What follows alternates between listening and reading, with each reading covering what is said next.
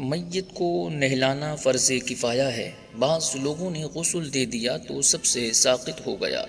نہلانے کا طریقہ یہ ہے کہ جس چارپائی یا تخت یا تختہ پر نہلانے کا ارادہ ہو اس کو 3 یا 5 یا 7 بار دھونی دیں، یعنی جس چیز میں وہ خوشبو سلگتی ہو اسے اتنی بار چارپائی وغیرہ کے گرد پھرائیں اور اس پر میت کو لٹا کر ناف سے گھٹنوں تک کسی کپڑے سے چھپا دیں۔ پھر نہلانے والا اپنے ہاتھ پر کپڑا لپیٹ کر پہلے استنجا کرائے، پھر نماز کا سا وضو کرائے، یعنی منہ پھر کوہنیوں سمیت ہاتھ دھوئیں، پھر سر کا مسح کریں، پھر پاؤں دھوئیں، مگر میت کے وضو میں گٹوں تک پہلے ہاتھ دھونا اور کلی کرنا اور ناک میں پانی ڈالنا نہیں ہے۔ ہاں کوئی کپڑا یا روئی کی پھریری بھگو کر دانتوں اور مسوڑوں اور ہونٹوں اور نتنوں پر پھیر دیں، پھر سر اور داڑھی کے بال ہوں تو گل خیرو سے دھوئیں، یہ نہ ہو تو پاک صابن اسلامی کارخانے کا بنا ہوا